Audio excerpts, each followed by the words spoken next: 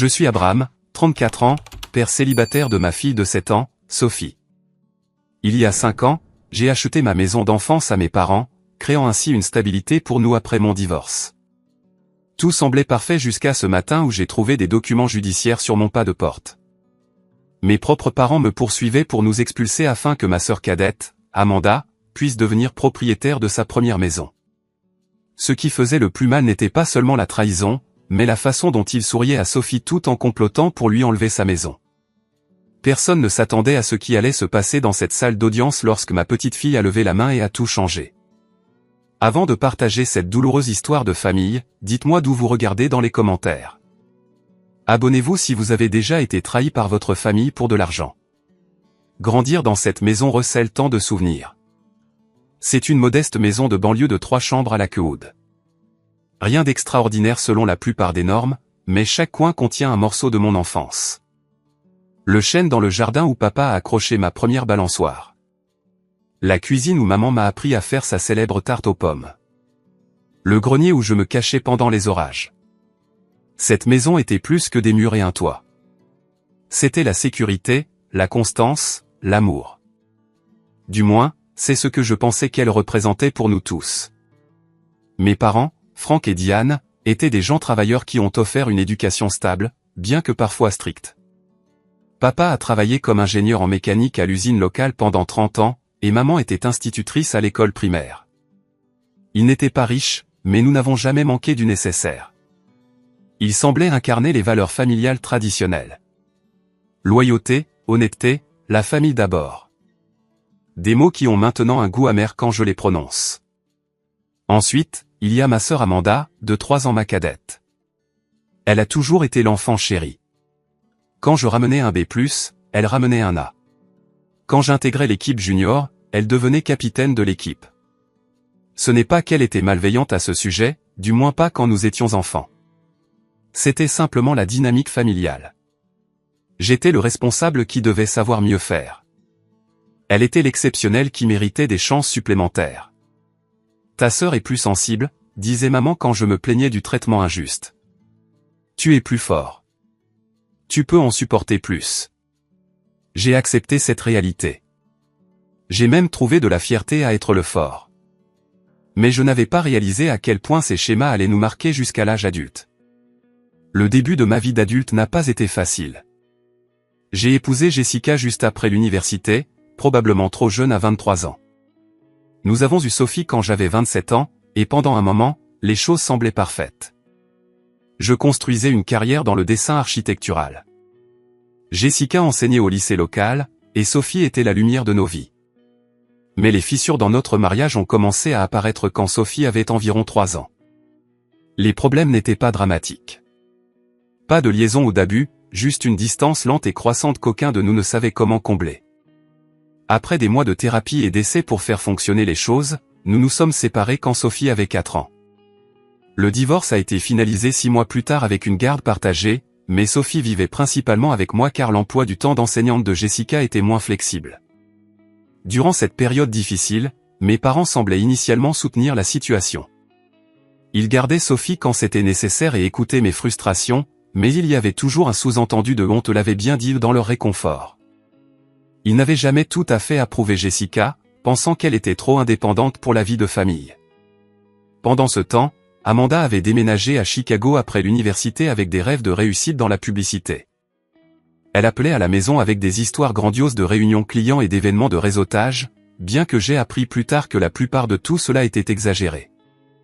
Mes parents parlaient de ces aventures avec une telle fierté. Leur fille dans la grande ville, vivant la vie glamour qu'ils n'avaient jamais eue. Puis est venue l'opportunité qui a tout changé. Il y a environ 5 ans, mes parents ont décidé de réduire leur train de vie. Ils avaient trouvé un ranch de plein pied mieux adapté à leurs années de retraite et voulaient vendre la maison familiale. Le timing coïncidait avec mon besoin d'une situation plus stable pour Sophie après le divorce. « Pourquoi ne l'achètes-tu pas ?» a suggéré papa un dimanche au dîner. « On peut s'arranger sur un prix juste, et comme ça Sophie grandit dans une maison de famille. » L'offre semblait parfaite. Le marché immobilier dans notre région était en plein essor, et acheter directement à mes parents signifiait éviter les guerres d'enchères et les commissions immobilières. Nous nous sommes mis d'accord sur un prix de 220 000 $, en dessous de la valeur marchande, mais tout de même équitable. Comme je ne pouvais pas prétendre à un prêt hypothécaire conventionnel juste après le divorce, nous avons mis en place un arrangement de financement privé. L'accord était simple. Je leur ferai des paiements mensuels directement sur 15 ans avec un taux d'intérêt raisonnable. Nous avons fait rédiger les termes de base par un notaire, bien que ce ne soit pas un avocat spécialisé en immobilier, une décision que je regretterai profondément plus tard. Mon père a insisté sur le fait que nous n'avions pas besoin de gaspiller de l'argent en avocat quand la famille peut faire confiance à la famille. Ces mots me hantent maintenant. Pendant les 5 années suivantes, tout a bien fonctionné. J'ai effectué chaque paiement à temps, ajoutant parfois même un supplément lorsque je recevais des primes au travail. Sophie et moi nous sommes installés dans une routine. J'ai converti mon ancienne chambre d'enfant en son château de princesse, complet avec des murs lavande et des étoiles phosphorescentes au plafond. Nous avons planté un potager dans le jardin. Nous étions chez nous ici.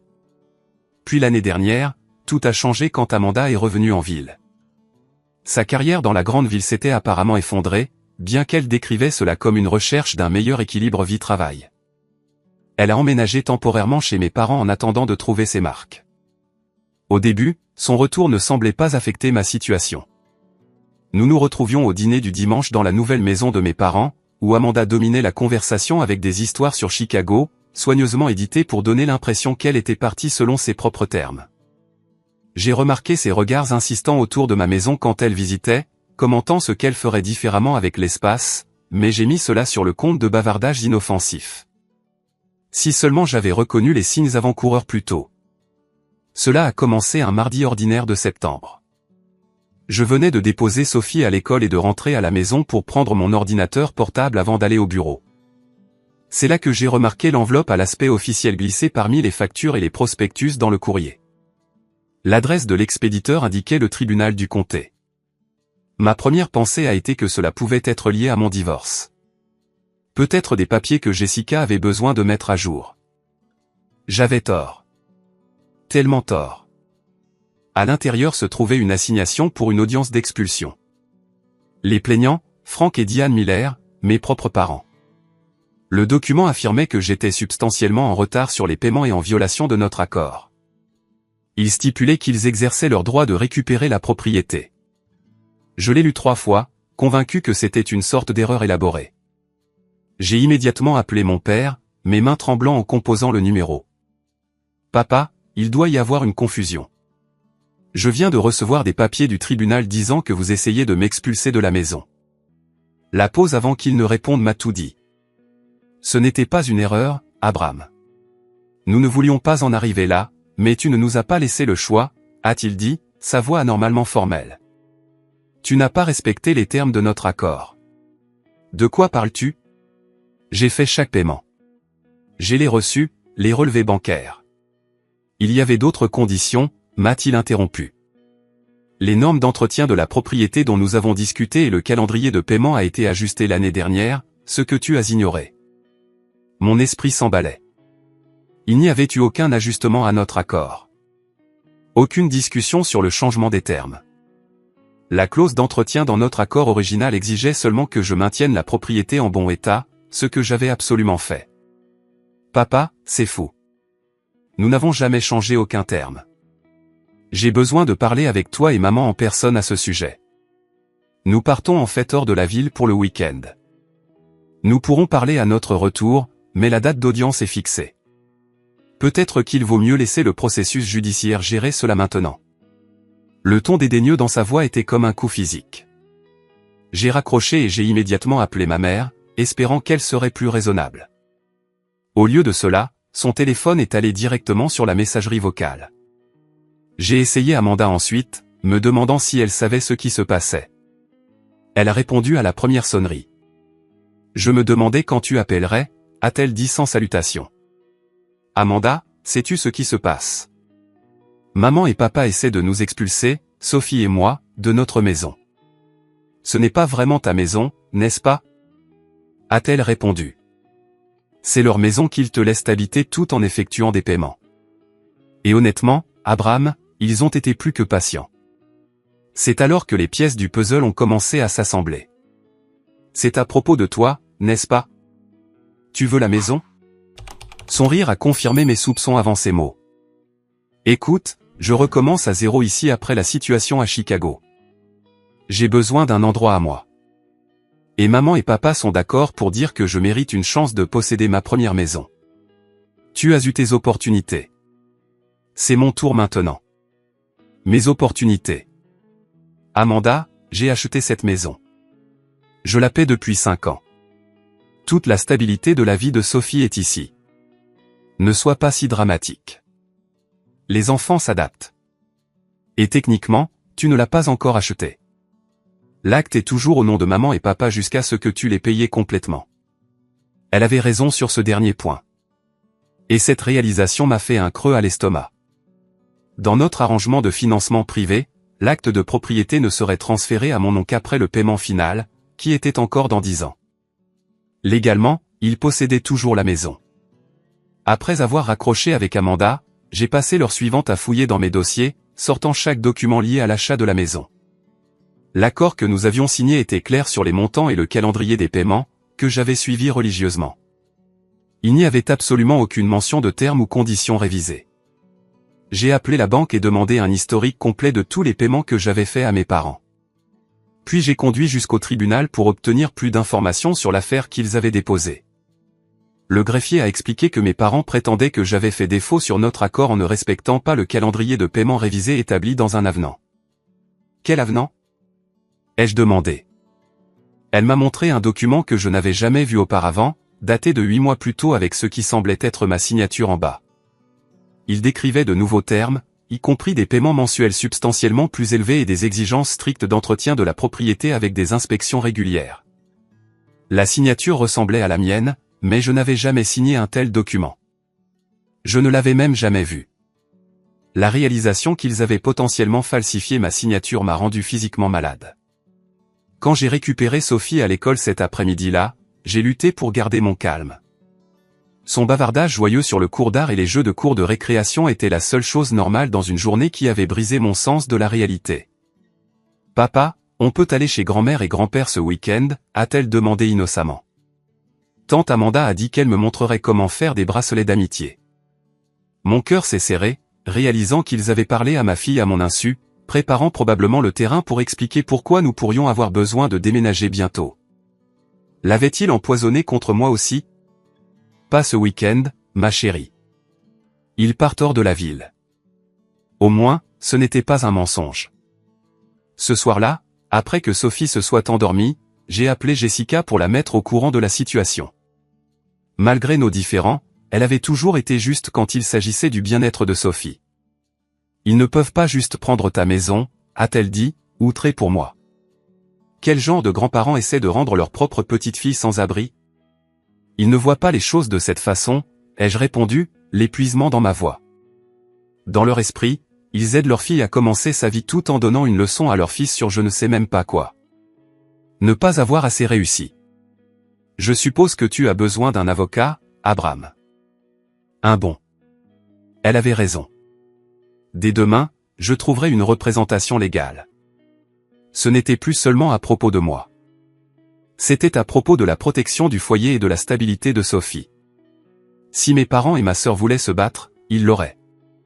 Ce qui faisait le plus mal dans ces premiers jours n'était pas seulement la trahison, mais la réalisation qu'ils avaient dû planifier cela depuis des mois. Chaque dîner du dimanche, chaque visite informelle, chaque fois qu'ils serraient Sophie dans leurs bras, ils savaient ce qu'ils allaient faire. Ils regardaient leur petite fille dans les yeux tout en complotant pour lui enlever sa maison. La famille que je croyais connaître était un mensonge. Et maintenant, je devais les combattre au tribunal pour protéger la seule chose stable dans la vie de ma fille, la maison que nous avions faite ensemble. Trouver un avocat dans mon budget semblait presque impossible. Après avoir appelé 8 avocats différents qui demandaient des provisions que je ne pouvais pas me permettre ou ne traitaient pas les litiges immobiliers, j'ai finalement trouvé Marcus Patel, un jeune avocat qui avait récemment ouvert son propre cabinet et construisait sa clientèle. C'est une affaire compliquée, a dit Marcus après avoir examiné mes documents. Les accords immobiliers familiaux privés deviennent souvent désordonnés parce que les gens sautent des étapes juridiques importantes en pensant que la confiance suffit.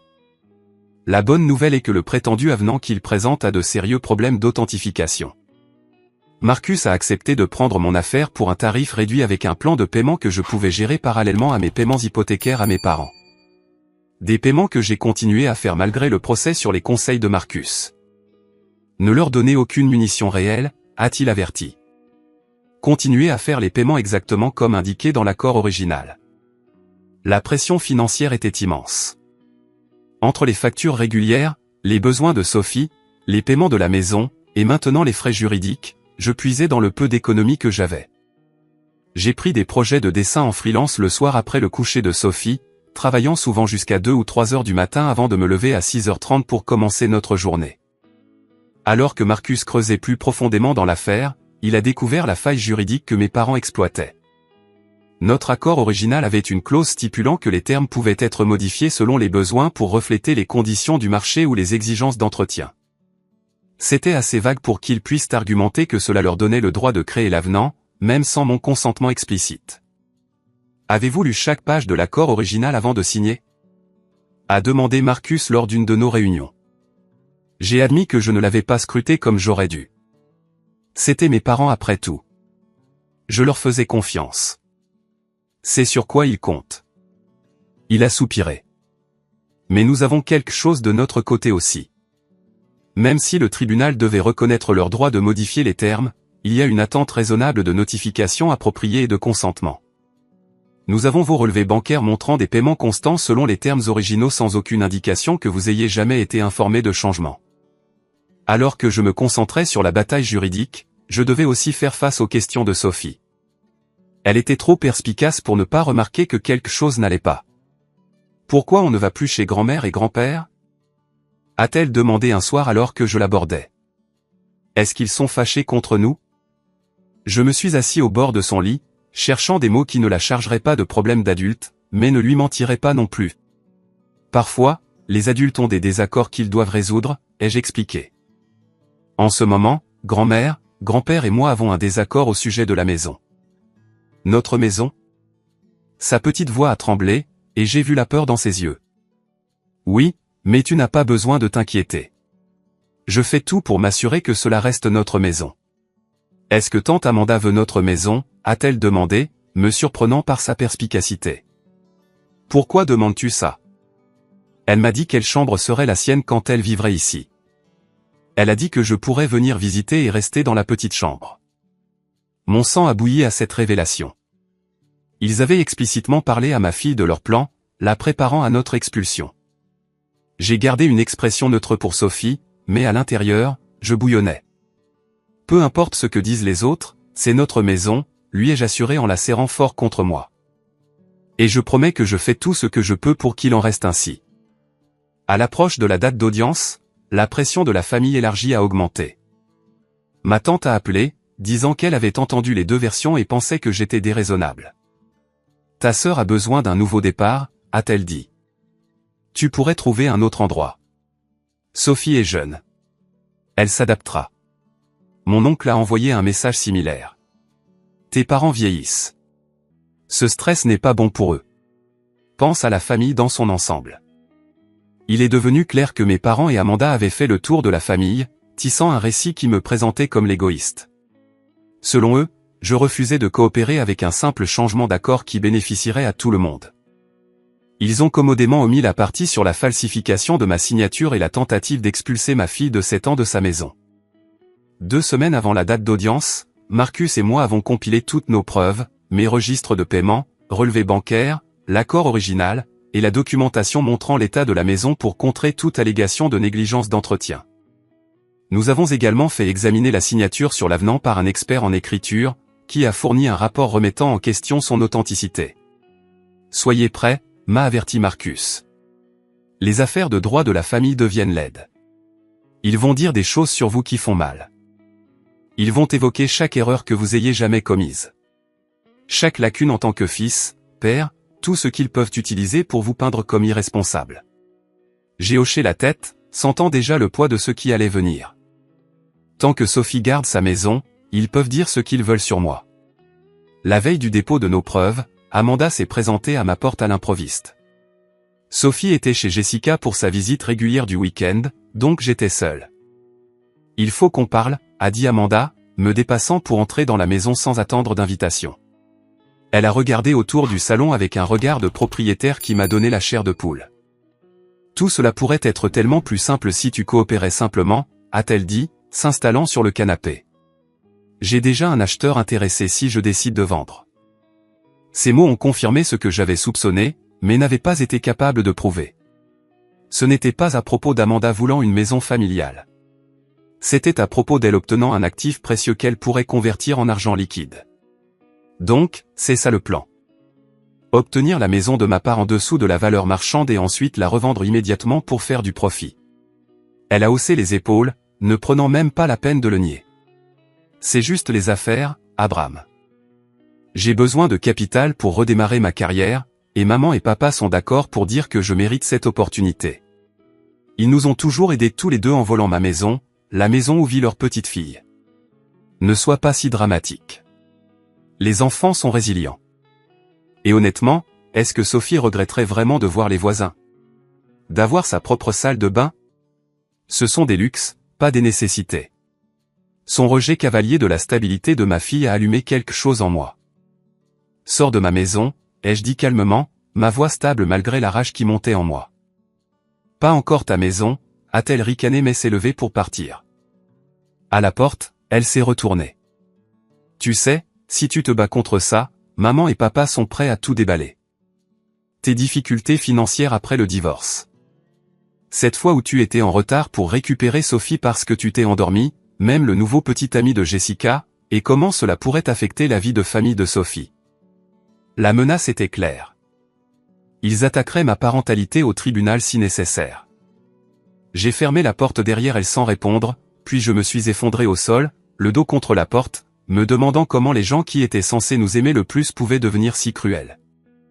Ce que je ne savais pas alors, c'est que Sophie avait laissé sa tablette en enregistrement dans le salon plus tôt ce jour-là, oubliée dans sa précipitation pour faire ses valises pour aller chez sa mère. L'appareil avait capturé chaque mot de ma conversation avec Amanda, y compris son aveu sur la vente de la maison et les menaces contre moi. Il était là, silencieusement, détenant la preuve qui allait tout changer. 3 jours avant notre date d'audience, je suis rentré du travail pour trouver la voiture de mes parents dans l'allée à côté de celle d'Amanda. Ils n'avaient pas appelé ni envoyé de texto pour dire qu'ils venaient. Je les ai trouvés à l'intérieur en train de marcher dans la maison avec un bloc-notes. « Qu'est-ce que vous faites ici ?» ai-je demandé, debout dans ma propre entrée, me sentant comme un intrus. « Vous ne pouvez pas simplement entrer chez moi sans permission. »« Nous sommes toujours les propriétaires légaux », a répondu mon père sans me regarder. « Nous avons le droit d'inspecter la propriété. » Ma mère a au moins eu la décence d'avoir l'air mal à l'aise. « Nous avons appelé plus tôt, mais tu n'as pas répondu, » a-t-elle dit. J'ai vérifié mon téléphone. Aucun appel manqué. Un autre mensonge. Amanda était dans la chambre de Sophie ouvrant les placards et prenant des notes. Ce placard a un dégât des eaux, a-t-elle annoncé. C'est une violation de l'entretien. Il n'y a pas de dégât des eaux, ai-je répliqué en la suivant. Sophie a renversé du jus la semaine dernière. J'ai nettoyé. Elle a pris une note de toute façon.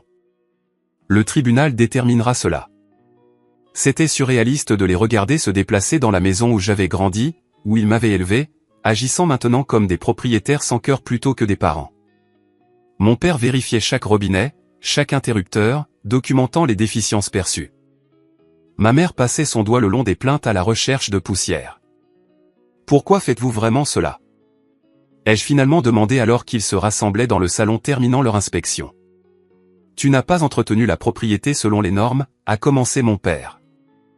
Arrête, les jeux interrompus. La vraie raison, pas l'excuse légale. Un silence inconfortable est tombé. Finalement, ma mère a parlé. Amanda a besoin d'un nouveau départ. Elle a eu quelques revers financiers à Chicago, alors elle obtient ma maison. La maison de Sophie. C'est la solution. Ce n'est pas comme ça, a dit mon père, bien que ses yeux ne croisaient pas les miens. Amanda a un plan solide. Elle pourra tirer parti de l'équité de la propriété pour stabiliser sa situation et elle va la vendre. J'ai coupé la parole. Elle m'a déjà dit qu'elle avait un acheteur aligné. Mes parents ont échangé un regard que je ne pouvais pas interpréter. Le savait-il? Ce n'est pas nécessairement vrai, a dit ma mère prudemment. Même si c'est le cas, a ajouté mon père, ce serait son droit. La propriété serait à elle pour en faire ce qu'elle veut. Amanda est entrée depuis le couloir. Je pensais que nous pourrions faire cette transition en douceur. Je te laisserai rester jusqu'à la fin de l'année scolaire de Sophie, par exemple. C'est généreux compte tenu du marché actuel. Généreux. Je ne pouvais pas croire ce que j'entendais. J'ai payé plus de 70 000 $ pour cette maison au cours des 5 dernières années. J'ai fait des améliorations qui ont augmenté sa valeur. Et vous pensez que nous laisser rester quelques mois supplémentaires avant de la prendre est généreux? Tu as vécu ici en payant des taux inférieurs au marché, a répliqué Amanda. Donc vraiment, maman et papa vous ont subventionné tout ce temps. Ce n'est pas vrai. Nous nous sommes mis d'accord sur un prix juste et un taux d'intérêt. J'ai la documentation. La documentation peut être interprétée de différentes manières, a dit mon père de manière dédaigneuse. Le juge décidera quelle interprétation est correcte. Alors qu'ils continuaient à justifier leurs actions, Sophie est rentrée de son programme après l'école. Elle s'est figée dans l'entrée, les yeux écarquillés devant ce rassemblement inattendu. Grand-mère, grand-père, tante Amanda, s'est-elle exclamée, momentanément excitée avant de lire la tension dans la pièce. Son sourire a vacillé. Ma mère s'est avancée avec une gaieté forcée. Voilà notre fille spéciale. Nous parlions juste de la maison avec ton papa. Sophie m'a regardée, incertaine. J'ai forcé un sourire rassurant. Pourquoi ne vas-tu pas commencer tes devoirs, ma chérie? Nous n'en avons plus pour longtemps ici. Elle a hoché la tête et s'est dirigée vers sa chambre. Mais j'ai remarqué qu'elle avait laissé son sac à dos dans le salon, sa tablette partiellement visible dans la poche avant. Une fois Sophie hors de portée de voix, la conversation a pris une tournure encore plus laide. Tu sais, Abraham, a dit Amanda, baissant la voix. Nous avons fait très attention à ne pas mentionner certaines choses dans notre dossier. Ton historique de surmenage jusqu'à l'épuisement. Cet incident l'année dernière où l'école a appelé parce que Sophie s'est présentée sans déjeuner 3 jours de suite. C'était pendant une date limite de projet massive. Et c'était 2 fois, pas 3 fois, me suis-je défendu, sentant mon visage rougir de honte bien que sachant que j'étais un bon père qui avait fait des erreurs humaines normales. Le tribunal pourrait ne pas voir cela comme des oublis mineurs, a dit mon père. Particulièrement si nous mentionnions aussi les inquiétudes de Jessica concernant tes horaires irréguliers affectant la routine de Sophie. Jessica n'a aucune inquiétude, ai-je répliqué. Elle serait furieuse si elle savait que vous utilisez notre relation de coparentalité de cette façon. Nous préférerions ne pas évoquer ces choses, a ajouté ma mère, sa voix douce comme si elle était raisonnable. Mais si tu insistes pour te battre, nous devons présenter le tableau complet. Il menaçait d'attaquer ma parentalité pour gagner un litige immobilier. Mes propres parents. La stabilité de Sophie ne signifie rien pour vous, n'est-ce pas? Ai-je demandé, la réalisation me frappant pleinement. Vous la déracineriez. La traumatiseriez avec une bataille judiciaire sur l'aptitude de son père. Tout ça pour qu'Amanda puisse encaisser sur une maison qu'elle n'a pas payée. C'est injuste, a protesté ma mère. Nous aimons Sophie. Vous aimez l'idée d'elle, ai-je corrigé. La petite fille parfaite que vous pouvez montrer à l'église et aux réunions de famille, mais son bien-être réel, son besoin de stabilité et de sécurité, ce sont des inconvénients que vous êtes prêt à sacrifier. Amanda s'est moquée. Tellement dramatique. C'est une maison, Abraham, juste un bâtiment. Sophie ira bien. C'est sa maison, ai-je dit, ma voix se brisant malgré mes efforts pour rester calme. C'est la seule stabilité qu'elle a eue depuis le divorce. L'endroit où elle se sent en sécurité. Elle peut se sentir en sécurité ailleurs aussi, a dit mon père fermement. Cette discussion est terminée. On se voit au tribunal à moins que tu ne reprennes tes esprits et acceptes de partir volontairement. Ils sont partis sans un autre mot, me laissant debout au milieu de mon salon, tremblant de colère et d'incrédulité. Je me suis effondré sur le canapé, mettant ma tête dans mes mains, et essayant de me composer avant que Sophie ne revienne. Une petite voix a percé mes pensées. « Papa, ils sont partis ?» J'ai levé les yeux pour voir Sophie debout dans le couloir, sa tablette serrée contre sa poitrine, les yeux grands ouverts d'inquiétude. « Oui, ma chérie, ils sont partis. » J'ai tapoté le canapé à côté de moi. « Viens t'asseoir. » Elle a grimpé à côté de moi, s'appuyant contre mon flanc. Ils veulent prendre notre maison, n'est-ce pas? J'ai envisagé d'édulcorer la chose, mais j'ai décidé contre. Sophie méritait des réponses honnêtes, présentées de manière appropriée pour son âge. Oui. Tante Amanda veut vivre ici. Et grand-mère et grand-père l'aident à essayer de faire en sorte que cela arrive. Mais où irions-nous? Si cela arrivait, nous trouverions un autre endroit agréable. Mais je fais tout ce que je peux pour m'assurer que nous restons ici où nous appartenons. Elle est restée silencieuse un moment, puis a dit, je les ai enregistrés. Qu'est-ce que tu veux dire, chérie? Sur ma tablette. Tu m'as montré comment faire des mémos vocaux pour l'école. Tu te souviens?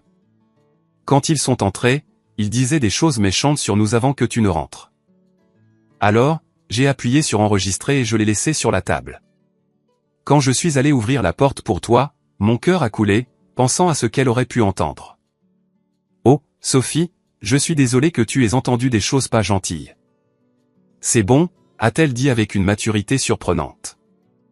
Mais je les ai eus en train de dire les mauvaises choses sur la vente de notre maison et de dire ces mensonges sur toi. Est-ce que c'est important? J'ai fixé ma fille de 7 ans, qui dans sa sagesse innocente avait peut-être capturé la preuve même dont nous avions besoin. Ça pourrait être très important, Sophie. Je peux voir? Elle a déverrouillé sa tablette et a ouvert l'application de mémo vocal me montrant un enregistrement qui durait près de 45 minutes. J'ai appuyé sur lecture et j'ai immédiatement entendu la voix d'Amanda. Une fois que nous aurons la maison, j'ai déjà un acheteur prêt à aller jusqu'à 320, peut-être plus si nous mettons à jour la cuisine d'abord. C'est un profit de 100 000 après avoir payé ce que maman et papa doivent recevoir. Mon père, ne mentionne juste pas cette partie au tribunal. Le juge doit croire que c'est à propos de toi voulant une maison familiale, pas une transaction financière, ma mère. Je ne me sens toujours pas bien à propos de cet avenant. Abraham ne l'a jamais vraiment signé. Il aurait dû le faire un jour ou l'autre, a répliqué mon père. Cela ne fait qu'accélérer les choses. De plus, il a eu la maison en dessous de la valeur marchande pendant des années. C'est notre tour d'en bénéficier maintenant. L'enregistrement a continué, capturant leur inspection et la confrontation ultérieure après mon arrivée. Chaque mot accablant, chaque aveu, chaque menace, tout préservé par une enfant qui savait simplement distinguer le bien du mal mieux que les adultes qui m'avaient élevé. Ce soir-là, après que Sophie se soit endormie, j'ai appelé Marcus et lui ai parlé de l'enregistrement. Son excitation était palpable. Cela change tout, a-t-il dit. Cet enregistrement prouve leur intention de vous frauder et de frauder le tribunal. L'aveu concernant l'avenant falsifié suffirait probablement à lui seul à faire rejeter l'affaire. Pouvons-nous l'utiliser, ai-je demandé. Je ne l'ai pas enregistré, c'est Sophie qui l'a fait. À leur insu. C'est compliqué, a-t-il admis. Mais je pense que nous le pouvons. Dans cet état, enregistrer des conversations auxquelles vous êtes partie prenante et légale. Sophie était dans sa propre maison et a capturé des conversations se déroulant dans des zones communes. Je vais rechercher le précédent, mais je crois que c'est admissible. Pour la première fois depuis la découverte de cette enveloppe dans ma boîte aux lettres, j'ai senti une lueur d'espoir. Ma fille, dans sa simple compréhension de l'équité et de la vérité, avait peut-être sauvé notre maison. La veille du tribunal, je me suis assis au bord du lit de Sophie après l'histoire du soir, l'anxiété me rongeant l'estomac. « As-tu peur pour demain » a-t-elle demandé, toujours perspicace. « Un peu » ai-je admis. « Mais avoir la vérité de notre côté aide beaucoup.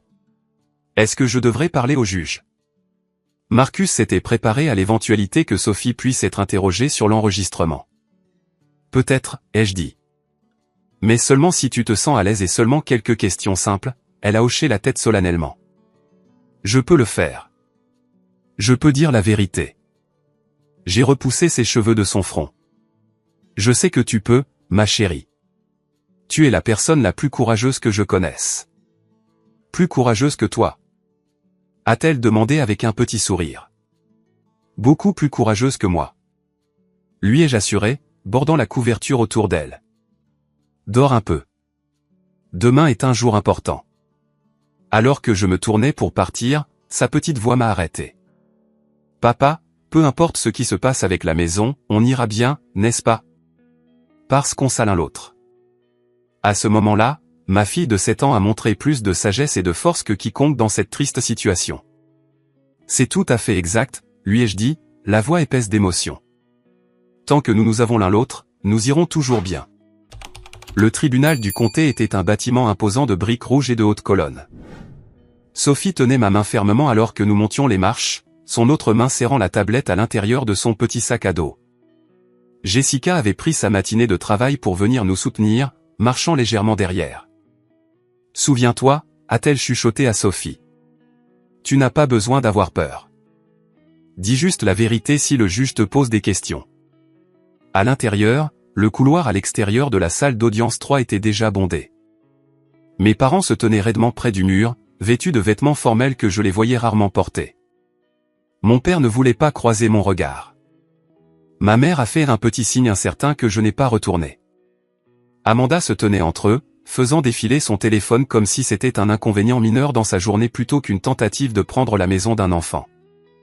Marcus nous a rencontrés aux portes, son attitude normalement décontractée remplacée par une formalité professionnelle dans un costume impeccable. « Prêt ?» a-t-il demandé doucement. J'ai hoché la tête, bien que ma bouche sèche et mon cœur battant suggéraient le contraire. « Et tu dois être Sophie ?» a-t-il dit, s'accroupissant à son niveau. « Ton papa me dit que tu es très courageuse », elle a hoché la tête solennellement. « J'ai apporté ma tablette » a-t-elle chuchoté. « Parfait. Nous n'en aurons peut-être pas besoin, mais c'est bien de l'avoir juste au cas où. » L'huissier a appelé notre affaire, et nous sommes entrés dans la salle d'audience. La juge, une femme dans la soixantaine avec des cheveux méchés d'argent et des yeux perçants, a regardé par-dessus ses lunettes alors que nous nous installions à nos places. L'avocat de mes parents, un homme poli dans un costume coûteux, a présenté leur cas en premier. Il a exposé un récit convaincant.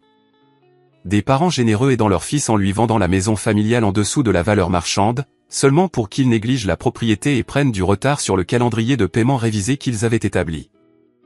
De plus, votre honneur, a-t-il continué, les plaignants ont un autre enfant qui a maintenant besoin d'un logement stable. Ils exercent simplement leur droit légal de réutiliser leur actif pour aider leurs deux enfants équitablement. Marcus prenait des notes tout au long, me chuchotant occasionnellement des clarifications. Quand ce fut notre tour, il s'est approché de la barre d'un pas confiant. Votre honneur, cette affaire ne concerne pas l'entretien de la propriété ou les calendriers de paiement. Il s'agit d'une tentative de frauder mon client par le biais de documents falsifiés et de fausses déclarations. Monsieur Miller a effectué chaque paiement selon l'accord original à temps et parfois en excès du montant requis. Il a présenté mes relevés de paiement, relevés bancaires, et des photos montrant l'excellent état de la maison. Puis il a abordé le prétendu avenant. Mon client n'a jamais vu, discuté ou signé ce document. Nous avons un témoin expert qui remet en question l'authenticité de la signature. Mais plus important encore, nous avons la preuve que les plaignants eux-mêmes ont admis avoir créé cet avenant sans la connaissance ou le consentement de mon client. L'avocat de mes parents a objecté immédiatement. Votre honneur, aucune preuve de ce genre n'a été soumise au tribunal. Nous n'avons découvert cette preuve que récemment, a expliqué Marcus. Nous sommes prêts à la présenter aujourd'hui avec la permission du tribunal. La juge a considéré cela, puis a hoché la tête. Je vais l'autoriser. Avec la compréhension que l'avocat adverse a le droit d'examiner et de répondre, Marcus a hésité, me jetant un coup d'œil. Nous avions discuté de la manière de gérer l'enregistrement, décidant que laisser Sophie parler directement au juge pourrait être plus impactant que de simplement jouer l'audio. Votre honneur, la preuve a été capturée par la fille de 7 ans de Monsieur Miller, Sophie, qui est présente dans la salle d'audience aujourd'hui. Avec la permission du tribunal, elle aimerait s'adresser à vous directement au sujet de ce qu'elle a découvert. Mes parents et Amanda ont échangé des regards alarmés. Leur avocat avait l'air confus, clairement non préparé à ce développement. La juge a regardé Sophie, son expression sévère s'adoucissant légèrement. L'enfant est-elle à l'aise pour parler au tribunal? Elle l'est, votre honneur, a confirmé Marcus. La juge a hoché la tête. Je l'autorise. Sophie, voudrais-tu s'il te plaît avancer? Sophie a serré ma main une fois avant de marcher vers l'avant de la salle d'audience, ses petites épaules carrées avec détermination. L'huissier a ajusté le microphone à sa hauteur. Bonjour, Sophie, a dit la juge gentiment. Comprends-tu que tu dois dire la vérité dans cette salle d'audience? Oui, madame, a répondu Sophie clairement. Vas-y et dis-moi ce que tu aimerais partager. Sophie a pris une profonde inspiration. Puis-je vous montrer quelque chose que mon papa ne connaît pas, a-t-elle demandé, sa voix stable malgré la tension dans la pièce. La juge a semblé momentanément surprise, puis a hoché la tête. Tu peux. Sophie a ouvert son sac à dos et a sorti sa tablette. J'ai enregistré grand-mère et grand-père et tante Amanda dans notre maison quand ils sont venus. Ils disaient des choses méchantes et racontaient des mensonges. L'avocat de mes parents s'est levé immédiatement. Votre honneur, s'il s'agit d'un enregistrement fait sans consentement. C'était dans notre maison, a interrompu Sophie, son indignation surmontant sa nervosité. Ma maison? Et ils disaient qu'ils allaient nous l'enlever à moi et papa. La juge a levé la main pour faire taire l'avocat. J'aimerais entendre ce que Sophie a à dire. Se tournant vers Sophie, elle a demandé, pourquoi as-tu fait cet enregistrement, Sophie? Parce qu'ils étaient méchants et ne disaient pas la vérité. Mon papa dit toujours que la vérité est importante, même quand c'est difficile. La fierté a gonflé ma poitrine malgré la tension du moment. Puis-je le jouer pour vous? A demandé Sophie, son doigt planant au-dessus de l'écran. La juge a hoché la tête. Oui, tu peux. Sophie a appuyé sur lecture, et la voix d'Amanda a rempli la salle d'audience. Une fois que nous aurons la maison, j'ai déjà un acheteur prêt à aller jusqu'à 320, peut-être plus si nous mettons à jour la cuisine d'abord. C'est un profit de 100 000 après avoir payé ce que maman et papa doivent recevoir. La voix de mon père a suivi. Ne mentionne juste pas cette partie au tribunal.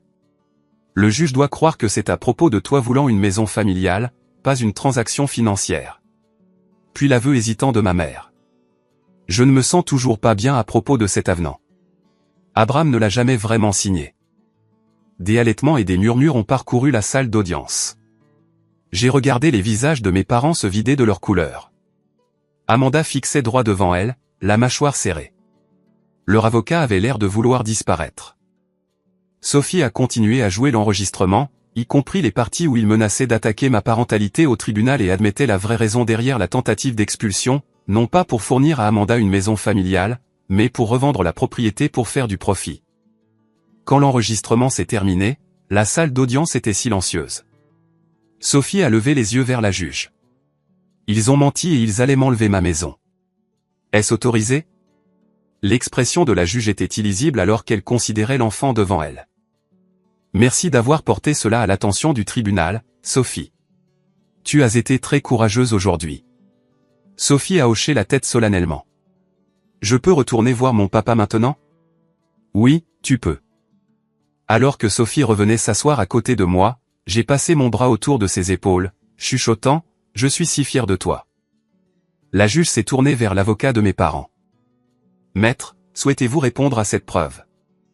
Il a conféré précipitamment avec mes parents et Amanda, leur conversation chuchotée devenant animée. Finalement, il s'est tourné vers la juge. « Votre honneur, à la lumière des nouvelles preuves, mes clients souhaiteraient demander une brève suspension pour discuter de ces nouvelles informations. Accordé, 15 minutes. » Alors qu'il sortait, Amanda m'a lancé un regard venimeux. Ma mère ne voulait pas me regarder du tout. Seul mon père a hésité, jetant un coup d'œil en arrière vers Sophie avec une expression que je ne pouvais pas interpréter. Honte peut-être ou simple surprise d'avoir été déjoué par le sens du bien et du mal d'une enfant de 7 ans durant la suspension. Marcus était prudemment optimiste. L'enregistrement est accablant. Ils ont admis avoir créé des documents frauduleux et induit le tribunal en erreur. Aucun juge ne statuerait en leur faveur après avoir entendu cela. Quand le tribunal a repris, l'avocat de mes parents s'est approché de la barre avec visiblement moins de confiance. Votre honneur, à la lumière des nouvelles preuves, mes clients souhaiteraient retirer leur demande d'expulsion. La juge a hoché la tête, mais son expression est restée sévère. Avant d'accepter ce retrait, je veux être clair sur ce qui s'est passé ici aujourd'hui. Ce tribunal a entendu des preuves suggérant une tentative de frauder à la fois le défendeur et le tribunal lui-même par le biais de documents falsifiés et de témoignages trompeurs. Elle a regardé directement mes parents et Amanda. Je pourrais renvoyer cette affaire pour enquête criminelle. La fraude hypothécaire et la falsification de documents sont des infractions graves. Cependant, étant donné la relation familiale impliquée dans le retrait de la demande, je vais à la place rejeter cette affaire avec préjudice, ce qui signifie qu'elle ne peut pas être déposée à nouveau. Se tournant vers moi, elle a continué, M. Miller, je vous conseille vivement de consulter votre avocat pour créer un arrangement plus formel et sécurisé concernant la propriété, de préférence avec l'implication d'un avocat spécialisé en immobilier approprié. Oui, votre honneur, ai-je accepté. Le soulagement m'envahissant. Quant à l'accord existant, a-t-elle ajouté, ce tribunal le trouve valide et exécutoire tel qu'écrit à l'origine sans le prétendu avenant. Les plaignants continueront d'honorer ces termes jusqu'à ce que la propriété soit payée intégralement ou que les parties parviennent à un nouvel accord correctement documenté avec un dernier regard sévère à mes parents. Elle a conclu. Affaire classée. Le coup sec du marteau a résonné dans la salle d'audience, marquant la fin d'un cauchemar qui avait consumé nos vies pendant des semaines. Sophie a serré ma main, un petit sourire jouant sur ses lèvres. On a gagné, papa, a-t-elle chuchoté. On peut garder notre maison. Oui, ma chérie, ai-je répondu, la serrant contre moi. Grâce à toi, oui. À l'extérieur du tribunal, une pluie légère avait commencé à tomber, correspondant à l'ambiance sombre malgré notre victoire. Jessica a fait un gros câlin à Sophie, lui disant combien elle était fière d'elle avant de retourner au travail. Marcus m'a serré la main fermement. Félicitations, a-t-il dit. Peu d'affaires se résolvent de manière aussi décisive. Votre fille est assez incroyable. Elle l'est vraiment. J'ai acquiescé, regardant Sophie sauter dans une petite flaque d'eau à proximité. Ses préoccupations immédiates se tournant déjà vers des intérêts plus appropriés à son âge maintenant que le danger était passé. Alors que Marcus partait pour déposer les derniers papiers, j'ai vu mes parents et Amanda blottis sous l'auvent du tribunal, engagés dans ce qui semblait être une discussion animée. Une partie de moi voulait partir sans un autre mot. Mais il y avait des choses qui devaient être dites. Sophie, attends ici juste une minute, d'accord? Reste où je peux te voir, elle a hoché la tête, continuant son exploration des flaques tout en restant proche. Je me suis approché de ma famille, si je pouvais encore les appeler ainsi. Mon père m'a remarqué le premier, son expression se durcissant. Je suppose que tu es ici pour jubiler, a-t-il dit. Non, ai-je répondu uniformément. Je suis ici pour rendre quelque chose très clair. Ce que vous avez essayé de faire était impardonnable, non seulement pour moi, mais pour Sophie, votre propre petite fille. Nous n'avons jamais voulu faire de mal à Sophie, a commencé ma mère, sa voix implorante. Nous voulions seulement enlever la seule maison qu'elle a connue depuis le divorce. J'ai fini pour elle. Mentir au tribunal, falsifier des documents, menacer ma réputation de père. Dites-moi exactement quelle partie n'était pas destinée à nous faire du mal. Amanda s'est avancée, les yeux flamboyants. Tu n'avais aucun droit de nous enregistrer sans permission. C'est illégal. En fait, dans cet état, c'est parfaitement légal d'enregistrer des conversations dans votre propre maison, ai-je contré. De plus, je ne vous ai pas enregistré, c'est Sophie qui l'a fait. Une enfant de 7 ans qui a reconnu la malhonnêteté mieux que ses propres grands-parents et tantes. Ce n'est pas fini, a sifflé Amanda. Tu as tout gâché. Sais-tu à quel point j'avais besoin de cet argent?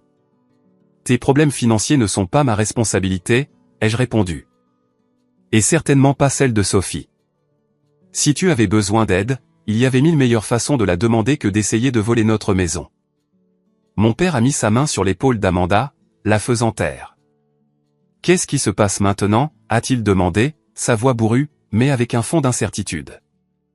Maintenant, je continuerai à faire les paiements selon notre accord original. Mais notre relation est une autre affaire. J'ai besoin de temps pour traiter ce que vous étiez prêt à nous faire. Vous ne pouvez pas garder Sophie loin de nous, a dit ma mère, sa voix tremblante. Nous sommes ses grands-parents. Je ne vais pas utiliser Sophie comme une arme comme vous avez essayé d'utiliser la maison, lui ai-je assuré. Mais tout contact sera supervisé, au moins pour le moment. Elle a besoin de temps pour comprendre pourquoi les gens qui auraient dû l'aimer ont essayé de lui enlever sa maison. Nous l'aimons vraiment, a insisté ma mère. L'amour n'est pas juste un sentiment, maman. Ce sont des actions. Et vos actions ont montré exactement où Sophie et moi nous situons pour vous. Quelque part en dessous de la commodité financière d'Amanda. Je me suis tourné pour partir, puis j'ai fait une pause. Encore une chose. Si l'un de vous menace à nouveau ma maison ou ma relation avec ma fille, je n'hésiterai pas à utiliser cet enregistrement pour une ordonnance de restriction. J'espère que nous sommes clairs. Sans attendre de réponse, je suis retourné vers Sophie, lui ai pris la main et l'ai conduite à la voiture.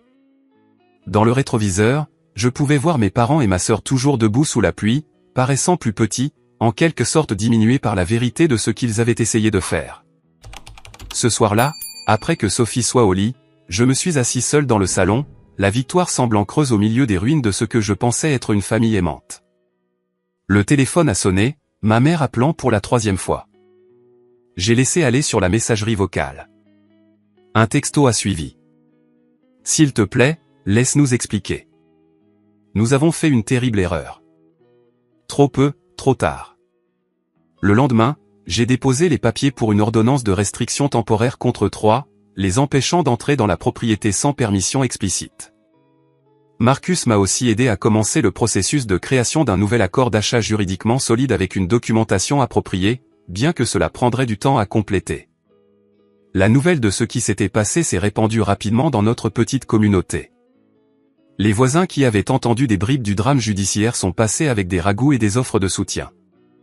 L'institutrice de Sophie a appelé pour vérifier si elle avait besoin d'une attention particulière à l'école suite au stress. Même mon patron a été compréhensif concernant le temps que je devrais manquer pour les rendez-vous juridiques de suivi. Ce qui m'a le plus surpris a été l'appel du pasteur Jim, qui connaissait notre famille depuis des décennies. Mes parents étaient des membres dévoués de sa congrégation. J'ai entendu ce qui s'est passé, Abraham, a-t-il dit quand j'ai répondu. Je voulais que tu saches que tes parents sont venus me voir hier. Ils sont profondément honteux. Ils devraient l'être, ai-je répondu, ne prenant pas la peine de cacher mon amertume. Oui, a-t-il convenu, ce qui m'a surpris. Ce qu'ils ont fait était mal à tous les niveaux. Mais ils sont aussi perdus en ce moment, réalisant la terrible erreur qu'ils ont faite. Pasteur, avec tout le respect que je vous dois, ce n'était pas une erreur. Une erreur, c'est oublier un rendez-vous ou dire quelque chose d'irréfléchi sous le coup de la colère. Ils ont planifié cela pendant des mois. Ils ont falsifié des documents. Ils ont essayé de rendre ma fille sans abri pour le profit. Il est resté silencieux un moment. Tu as raison. Et je leur ai dit autant. Je n'appelle pas pour te demander de leur pardonner immédiatement.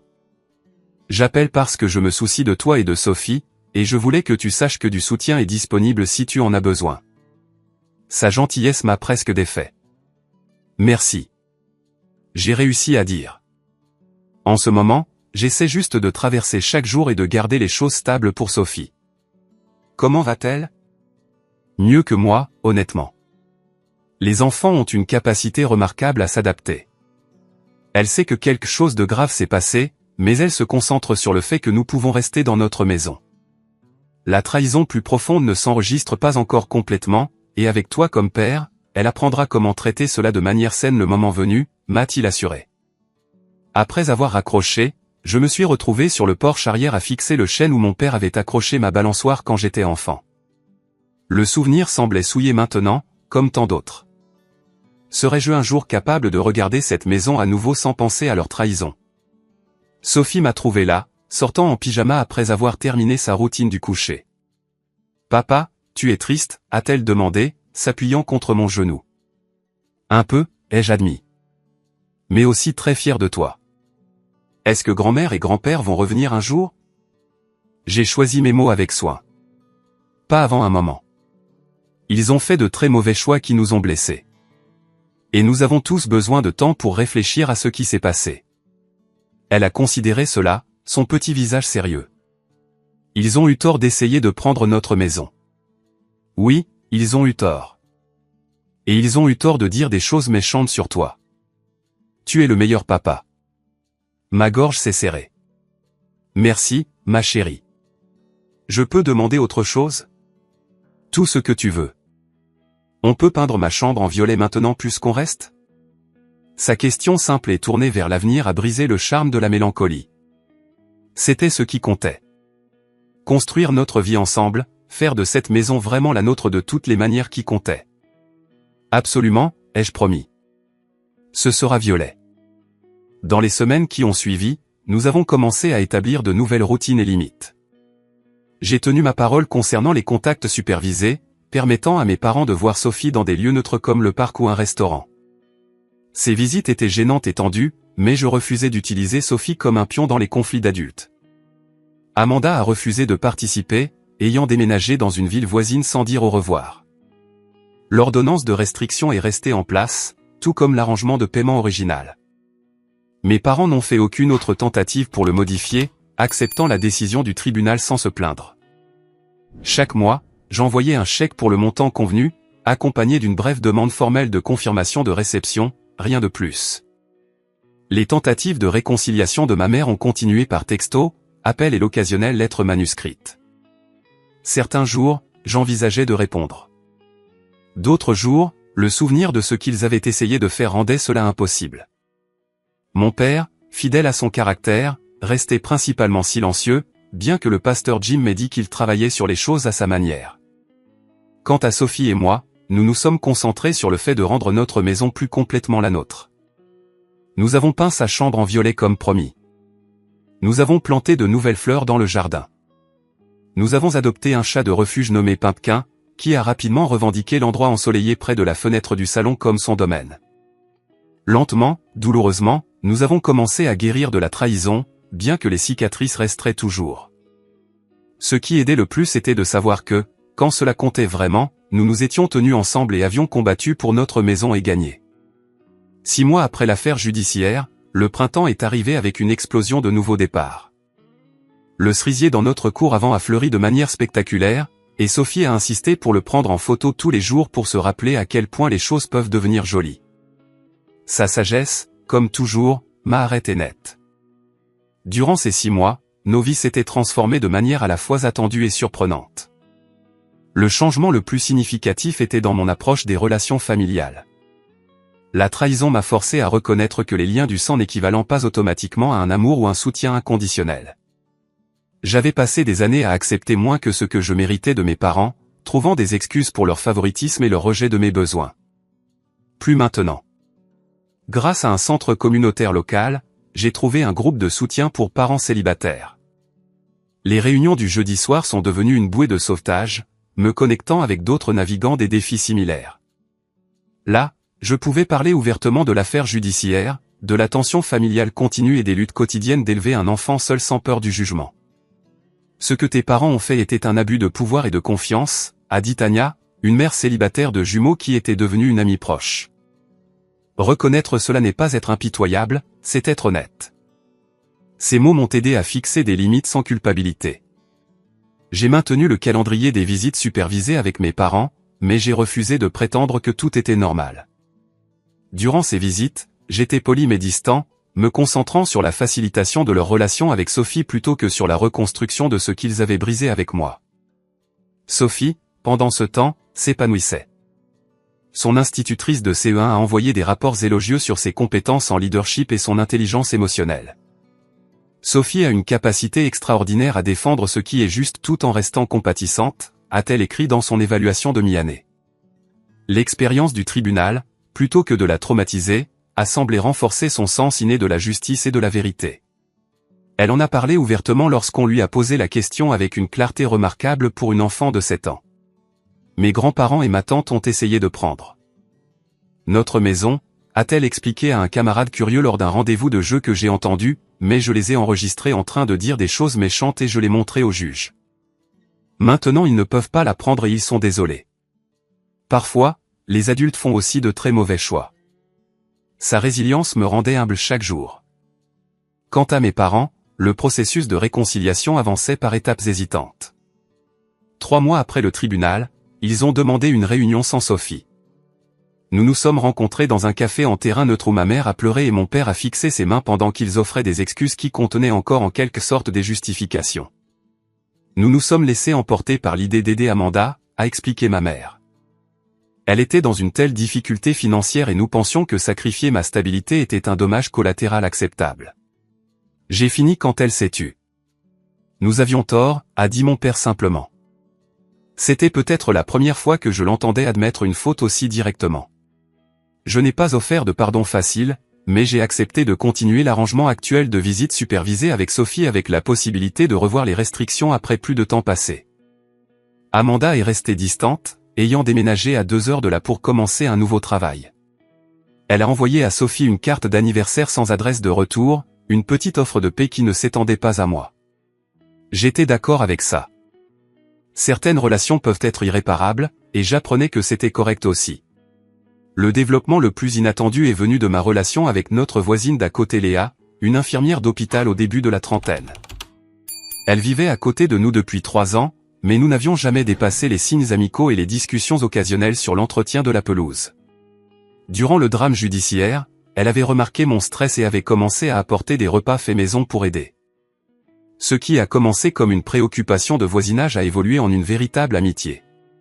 Elle s'est jointe à Sophie et moi pour des soirées cinéma, a aidé à la rénovation de notre jardin, et est devenue le contact d'urgence fiable qui me manquait auparavant.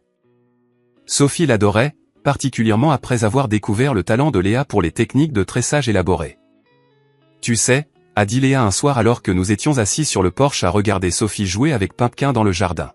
« Ce qui s'est passé avec ta famille était terrible, mais la façon dont tu as protégé Sophie, comment tu as géré tout ça depuis, ça en dit long sur qui tu es. » Ces mots et la chaleur dans ses yeux en les disant ont allumé quelque chose que je n'avais pas ressenti depuis longtemps.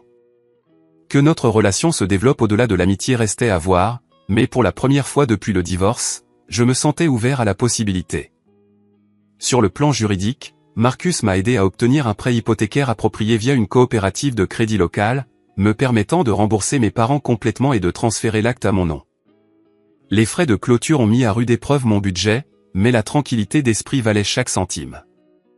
Le jour où j'ai reçu l'acte officiel, je l'ai encadré et accroché dans le couloir, un rappel que cette maison était vraiment légalement la nôtre maintenant. Personne ne pouvait nous l'enlever. Est-ce que cela signifie que grand-mère et grand-père ne pourront plus jamais essayer d'avoir notre maison ? A demandé Sophie quand je lui ai montré. C'est exact.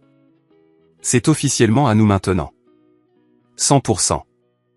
Elle a étudié le document. Sérieusement. Bien, parce que j'aime notre maison.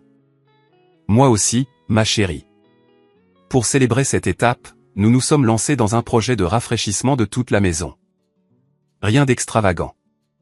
De la peinture fraîche, quelques nouveaux meubles, réarranger les espaces pour mieux convenir à nos besoins. Avec chaque changement, la maison ressemblait moins à l'endroit où j'avais grandi et plus à la maison que Sophie et moi avions créée ensemble. Mon ajout préféré était un grand mur de liège dans la cuisine où Sophie affichait ses œuvres d'art et où j'épinglais des avis importants et des souvenirs. Parmi ceux-ci se trouvait une citation que j'avais trouvée et qui résonnait profondément. La famille n'est pas une question de sang. C'est qui est prêt à vous tenir la main quand vous en avez le plus besoin. Un samedi ensoleillé de mai, 6 mois et 2 semaines après l'affaire judiciaire, mes parents sont venus pour leur première visite non supervisée chez nous depuis l'incident. C'était un pas timide vers un nouveau type de relation. Pas un retour à ce qui était, mais peut-être le début de quelque chose de plus sain. Alors qu'ils admiraient les changements que nous avions apportés à la maison, complimentant la chambre violette de Sophie et le jardin florissant, je les regardais avec des yeux clairs. C'étaient des gens imparfaits qui avaient commis une terrible erreur, poussés par des priorités mal placées et de vieux schémas. Je ne leur ferai plus jamais entièrement confiance, mais peut-être pourrions-nous construire quelque chose de nouveau sur les cendres de ce qui avait été perdu.